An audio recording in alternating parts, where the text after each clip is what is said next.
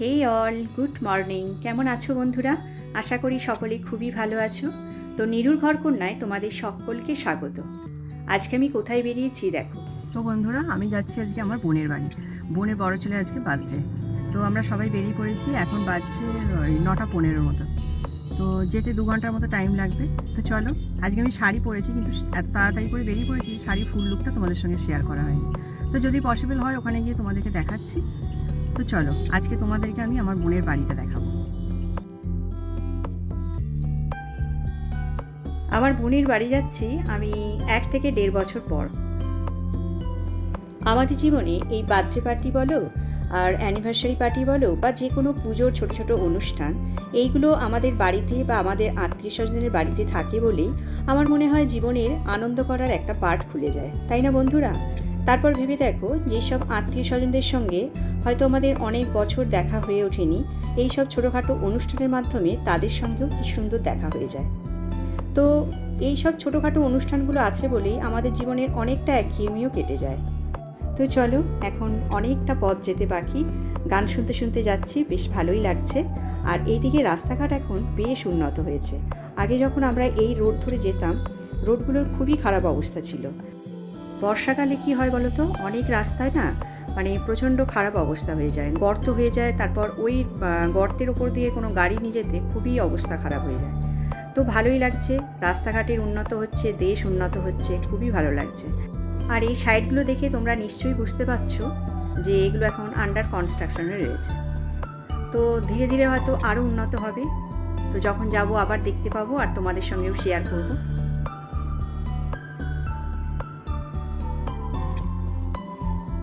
তো দেখো, এক জায়গায় দাঁড়িয়েছি। তো দেখো, আমি 2টো সন্দেশ নিয়ে নিয়েছি। এটা অর্ধেক খেয়েও নিয়েছি। এটা খেতে খুব ভালো লাগছে, তবে এটা অতটা ভালো না। তো যাই হোক, এই 2টো সন্দেশ আমি খাচ্ছি। আর আমার হাজব্যান্ড আর মেয়ে, ওরা দুজনে খাচ্ছে কচুরি। ওরা গাড়ি থেকে নেমে কচুরি খেতে নেমেছে। তো সকাল সকাল কচুরিটা আমার খুব একটা ভালো লাগে না, সেই জন্য আমি এই সন্দেশটাই খাচ্ছি। তো চলো, এখনও মোটামুটি আমাকে 1 ঘন্টার মতো যেতে হবে। তো রাস্তাগুলো দেখে এত ভালো লাগছে কি বলবো, কত স্মুথ গাড়ি নিয়ে যেতে লাগছে। তো যাই হোক, আর মোটামুটি 1 ঘন্টা লাগবে, তারপর আমরা পৌঁছে যাব আমার বোনের বাড়ি।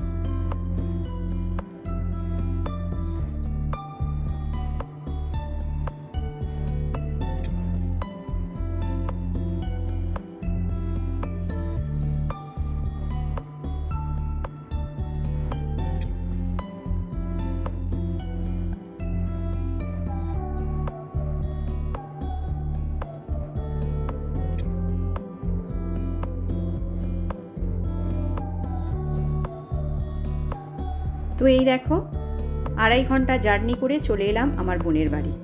আমার বোনের বাড়িটা গ্রাম সাইডে। আর গ্রামে তো তোমরা জানোই, একটা অপূর্ব আলাদা সৌন্দর্য এখানে কাজ করে। মানে যেদিকেই তাকানো হয় শুধু সবুজ আর সবুজ। চোখগুলো কিন্তু বেশ শান্তি হয়ে যায় গ্রামে আসার পর। আর এই দেখো, আস্তে না আস্তে আমার বোন একদম ঠান্ডা ঠান্ডা শরবত নিয়ে হাজির। তো বোন আমাদের সবার জন্য টিফিনের ব্যবস্থা করেছিল, কিন্তু এতটা বেলা হয়ে গেছে বলে আমরা কেউ আর টিফিন খেলাম না। তো ঘুগনি আর লুচি বানিয়েছিল, তো আমি এখানে 1 বাটি ঘুগনি নিয়ে বসে গেছি। তো এই দেখো, এখানেও কেক কাটিংয়ের সব ব্যবস্থা হচ্ছে। আর এই কেকটা দারুণ হয়েছে। বোন অর্ডার দিয়েছিল বাটারস্কচ, এটা মিয়ামর থেকে। কেকটা দেখতেও যেমন সুন্দর, কেকটা খেতেও খুব সুন্দর হয়েছে।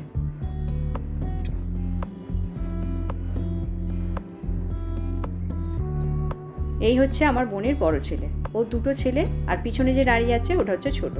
আর এগুলো হচ্ছে আমাদের সব বাড়ির রিলেটিভস।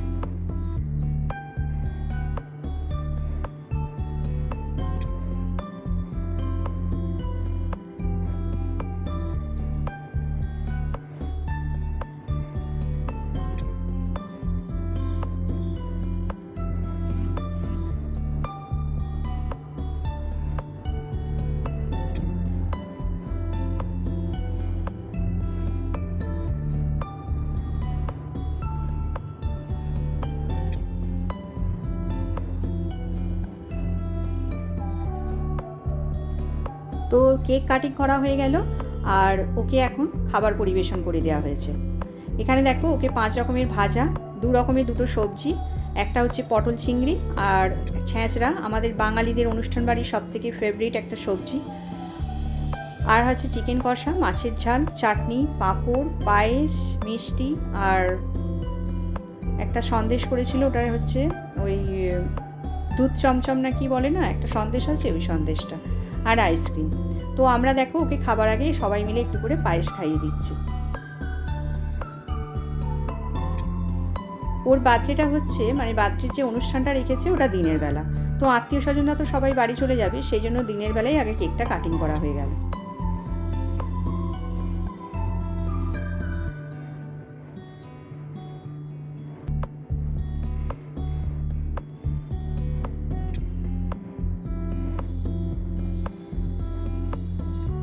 আর এই দেখো আমার মেয়ে ওকে পায়েস খাইয়ে দিচ্ছে। আমার মেয়ের থেকে ও ছোট, সেই জন্য আমার মেয়ে ওই দু ভাইয়ের ওপর অত্যাচার কি, যা কিছু করবে বলবে প্রণাম কর। তো দেখো ওরা সবাই খেতে বসে গেছে, আর তোমরা দেখে নাও আজকের মেনুতে কি কি আছে। আজকের মেনুতে আছে ভাত, ডাল, 2 রকমের সবজি বললাম, একটা পটল চিংড়ি, একটা ছাঁচড়া, আর মাছের ঝাল, চিকেন কষা, চাটনি, পাঁপড়, রসগোল্লা আর মালাই চমচম, আর রয়েছে আইসক্রিম। তো দেখো সবার মোটামুটি খাওয়া দাওয়া হয়ে গেছে, এখন একদম মা, আমি, আমার বোন এখনও বাকি আছে যদিও, তো আমি এখন লাঞ্চ করতে বসেছি। এখন বাজছে 2:30।